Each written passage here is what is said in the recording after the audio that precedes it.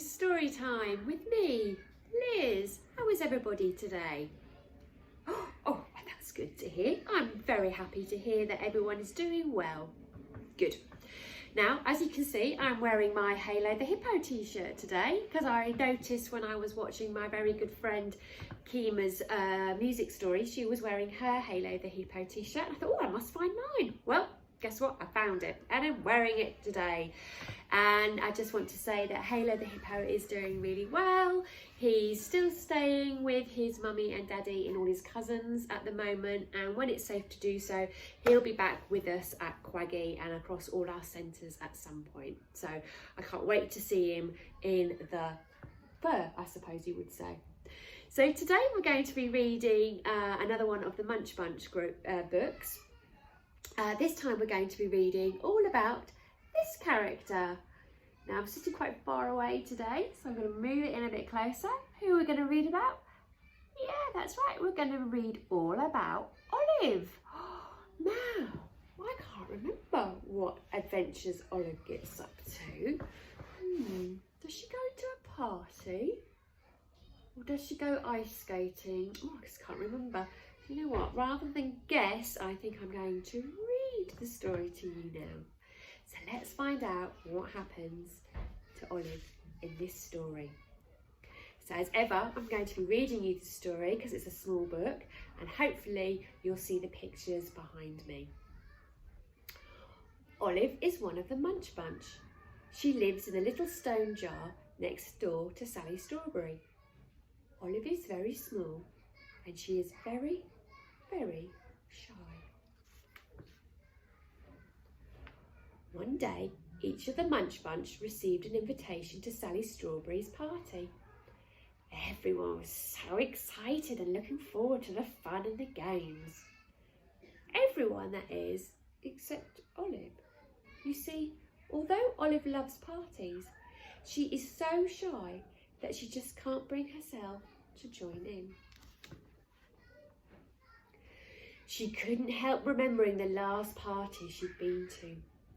When they were playing Pass the Parcel, Olive missed her turn every time because she was so short. Then there was the embarrassing moment when Tom Tomato had asked her to dance. Olive had been so nervous that when she'd opened her mouth to say yes, nothing came out. Everyone had a laugh until they cried, except for Ollie Onion, and he cried until he laughed. Poor Olive still blushed when she thought about it. Oh dear, poor Olive. So Olive went home feeling very miserable. She had decided not to go to the party, but just then Sally came to see her. "Hello, Olive," she said. "I forgot to say on the invitations that it's a fancy dress party. Everyone must wear a costume." This news made Olive feel very happy. Now she could join in all the fun and games, and no one would know who she was. And she wouldn't feel at all shy. That's good. Olive decided to go to the party dressed as a ghost. She closed her curtains so that no one could peep in to see what her fancy dress outfit was going to be. Then she set to work. Very soon her outfit was ready. Now Olive was really looking forward to the party. It was time for the party to begin, and one by one the Munch Bunch arrived outside Sally Strawberry's house. What a sight they were in their fancy dress outfits. Already they were falling about and laughing at each other. This was going to be a good party. The last to arrive was always, of course, Olive. "Come on, join in the fun, whoever you are," shouted the others. And before she knew it, Olive was right in the middle of the game of Follow My Leader. In fact, she was soon the leader. She hopped on one leg, and then everyone else hopped on one leg. What good fun they were having. And then, just as Susie Celery was about to sit down, Olive crept up behind her and put a balloon on the chair. yelled Susie as the balloon went bang. Everyone had to giggle. Even Susie Celery joined in once she'd recovered from the surprise. Olive enjoyed playing musical chairs very much. She was so small, she found that she could easily squeeze between the others and beat them to the empty chairs. But suddenly, disaster struck. Unknown to Olive, her ghost outfit had slipped off while she was struggling with the other twos to get to a chair. Everyone could see who she was, but no one said anything. The last game of the evening was Pass the Parcel. "Oh no," thought Olive. "It'll be just like last time. I'll be too short to reach the parcel and everyone will laugh at me again." But just then, Spud walked up to her holding a big cushion. "Here you are, miss," he said, pretending not to recognise her. "Sit on this cushion and then you can join in the game too." So Olive even enjoyed playing Pass the Parcel that night. It was soon time for tea. Now, Olive usually loses her appetite when she goes to a party, but this time she surprised herself and she ate a very big tea indeed. Olive was very happy. "This is the best party ever," she thought to herself. "Please may I have the pleasure of this dance, Olive?" Olive jumped around. It was Tom Tomato, and he'd called her by her name. Olive looked down, and when she saw that her ghost's outfit had fallen off, she blushed all over.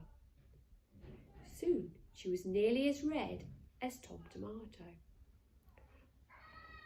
"Yes, thank you," she heard herself say, and suddenly she was dancing around and around with Tom Tomato. The party was nearly over and everyone was getting ready to leave. "Goodbye, Olive," said Tom Tomato, "and thank you for the dance."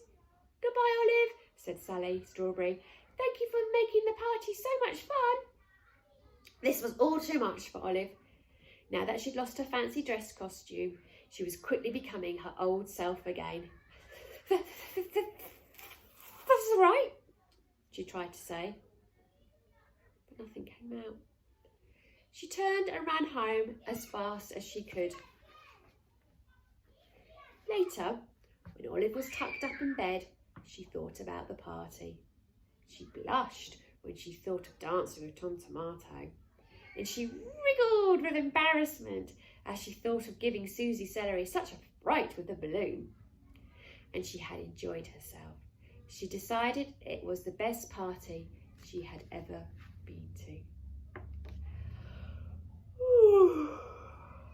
"I wonder when the next party will be," she thought sleepily.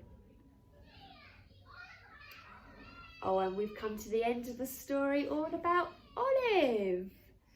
And in the end, Olive does have a lovely time at the party because she's taken off the fancy dress costume and she was just being herself. I suppose we all feel a little shy, don't we, at some point? But once we get through it and we do it, we feel so much better for it. Thank you for listening to my story today. I hope you enjoyed it. And from me and Halo, we hope to see you really soon. But until we do, remember, stay safe as always, wash your hands, and most importantly, keep smiling. Bye for now, take care.